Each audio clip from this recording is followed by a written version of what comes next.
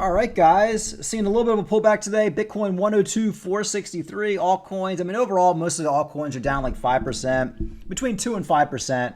Stock market pulling back a little bit today. Pretty much what you would expect. We pretty much had a solid week or week and a half of just solid greenness. So everything pretty much looking good. Wanted to cover a few stories today. One thing that was interesting that I saw.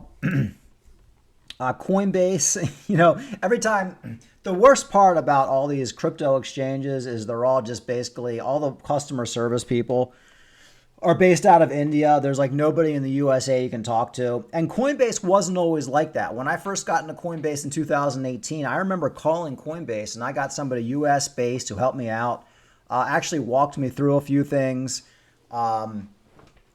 I was asking questions and stuff like that, and it was fine. Then I called Coinbase about a year ago trying to figure something out. And for one, you can't even talk to anybody on the phone.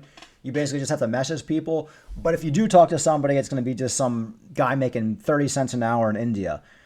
And that's one of the problems with crypto, which I've been talking about for a long time. It can never really be mainstream just because there's so many avenues of people to get hacked and lose all their money. Here's an article. Coinbase says hackers bribed staff to steal customer data and are demanding a $20 million ransom. And of course, you got Coinbase stock down 6%. On Thursday, reported that cyber criminal bribed overseas support agents, which means the guys they have working in India, to steal customer data to use in social engineering attacks. The incident may cost Coinbase up to $400 million to fix, the company estimated. Yeah, so imagine something like this happens and we're also in a bear market. What's going to happen to Coinbase? That's why I've always said with like all these crypto-related stocks, MicroStrategy, Coinbase, whatever you got, these are short-term holds. These are holds to buy in the bear market. You get out when you can in the bull market and you just don't look back because the risk is exponential. I mean, you have all these customer service reps in India, and they have all of our information. I'm a Coinbase user. So you just get some guy in India, somebody bribes him $1,000, which is basically a year's salary for him, and he basically just hands over all your information. So now Coinbase is going to be forced to pay this $400 million. The email demanded money in exchange for not publicly disclosing the information. But Coinbase says it has not paid the demand and is cooperating with law enforcement on the investigation of the incident. Passwords and private keys were not compromised. Well, could you imagine if they were compromised, there'd be no more Coinbase and everybody would have lost all their money on Coinbase. I mean, I don't know, man. Not your keys, not your crypto. That is true. But, even if you're not holding your money on an exchange, you can still get hacked. So anyway, this is going on with Coinbase. We'll see how it plays out, but it just goes to show, these exchanges, they're not all that safe. They're not. Imagine if your grandma had all her money on Coinbase and they get a big hack. And what if the hack is so big that Coinbase basically has to shut down, or say Coinbase has to shut down in the middle of a bull market because they can't operate and then you can't even sell your crypto. So this is what's going on with Coinbase. What's probably going to happen is they're probably going to have to pay the $400 million. That's usually what happens. It's not going to be good for Coinbase stock. And I fully expect Coinbase to be hacked many, many more times in the next year. So that's the Coinbase news. We've been talking about on this channel the biggest threat to Bitcoin and the reason I'm not a long-term holder in Bitcoin. Other than maybe just holding a little bit just for like shits and giggles. But all these people putting like their life savings in crypto, putting everything they got, putting their whole company money, selling their house so they can buy all this Bitcoin. I think it's a really bad idea. Here's an article. We've been talking about this for a year, and now more people are starting to talk about it. If you've been following my channel, we've been talking about quantum computers and the risk that they pose to crypto for at least a year. Nobody was talking about it. Well, who's talking about it now? BlackRock. All right, you guys starting to get it? I'm always about 1 year ahead of everybody else because I just see through the bullshit. BlackRock flags quantum computing risk, quantum computing as a risk for Bitcoin ETFs. The asset manager added detailed overview of quantum computing threats to the risk disclosed in the Bitcoin ETF regulatory filing. So of course, when you're a regulated company, when you have these regulated products, you have to disclose all the risks, right? Because it's regulated now. Now Bitcoin's regulated. And now they're forced in the disclosure that you have to sign before you get into one of these ETFs that you have to acknowledge before you even put your money in. You have to acknowledge the risk of quantum computing, which, as you guys know, quantum computing is what's going to be able to hack the Bitcoin blockchain. Some people think we already have that technology, but it just hasn't been released yet. Most people think we're about 3 to 5 years away.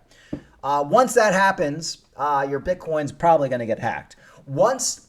I've said this before, once they come out with a news article that quantum computers are able to hack the Bitcoin blockchain, once that little piece of news comes out, your Bitcoin goes to zero. Even before it even gets hacked, it just all goes to zero. And of course, all your other coins are going to go to zero as well. So I know people have said, Bitcoin's working on quantum resistance and all that. Okay, well, we'll see if that works. But as of right now, quantum computers are a major risk.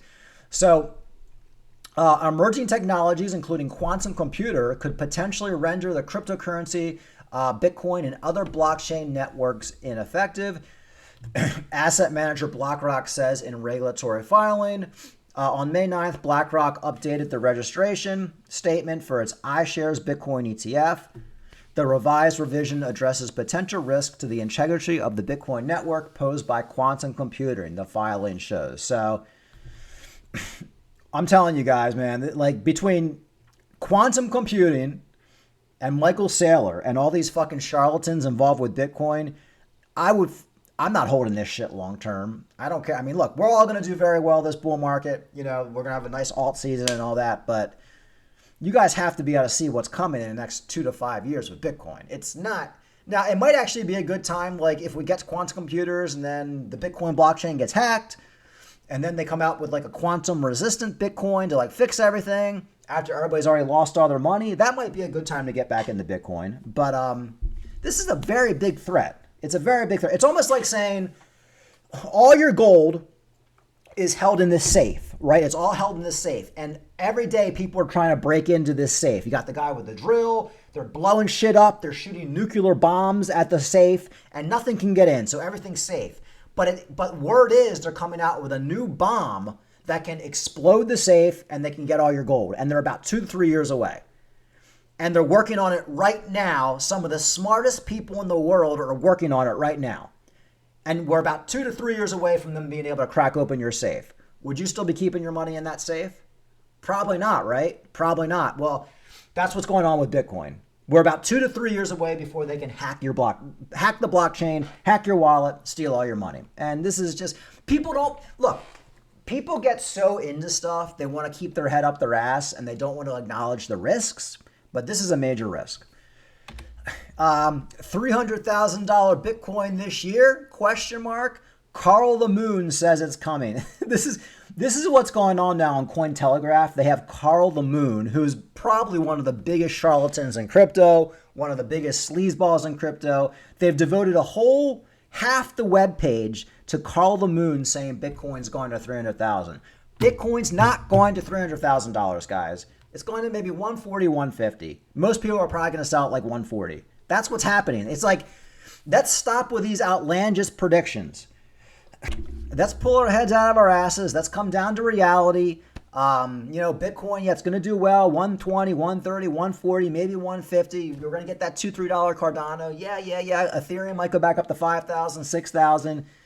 We're not getting to a $300,000 Bitcoin, and people just need to be aware of that. I guess on these down days, I try to cover all the negative news because, we have to keep ourselves grounded and realize that we're in this extremely risky market, right? It's one of the most risky markets you can be in. It's pretty much unregulated, surrounded by scammers. Almost everybody putting out information like Call the Moon, Cryptos R Us. All these guys, they're all sleazeballs. I always say it's like, would you say your financial advisor you found out previously before joining Goldman Sachs, and you're going to give this guy $1 million. Say your parents just died, they left you a house, you got $1 million. You're going to give that $1 million to this financial advisor, and you figure out before he worked at Goldman Sachs he was a DJ. and then he got a job at Goldman Sachs because his dad works there. Would you give him the money? Or say you found out he worked at Applebee's as a waiter, and then somehow he got a job at Goldman Sachs. Would you give him the money? That's what's going on with crypto. All these crypto influencers have no background. They're like, they were all DJs. They all were bus boys. They were all living in their parents' basement. Like zero accomplishments. Every single one of them, except for maybe a few. Like you got that guy, Benjamin Callen, who worked for NASA. But he was a bureaucrat. He was a government bureaucrat. My wife's a government bureaucrat. You don't want to give them anything. Like you don't want to, they have no idea what the hell's going on. So like nobody really had any money in financial markets. Like most people didn't. And they're the ones giving all these people the advice in crypto, and they're going to get everybody wrecked. So anyway, guys, that's pretty much it. Yeah, market's down today. Still, actually, we're coming back up almost to 103 again. I mean, look, this is just your typical ebbs and flows of the market. Everything looking good. We're going to have a bullish summer. It's going to be great. I'm telling you guys, I'm really, really excited. I really am looking forward to selling my fucking crypto at some point this summer because I've been holding this shit now for 3 years, two and a half, 3 years, and I'm ready to fucking sell. Okay, I'm ready. I got itchy fucking trigger fingers. Okay, I want to take a break from crypto for a year, and I just don't want to be holding it. It's time to sell.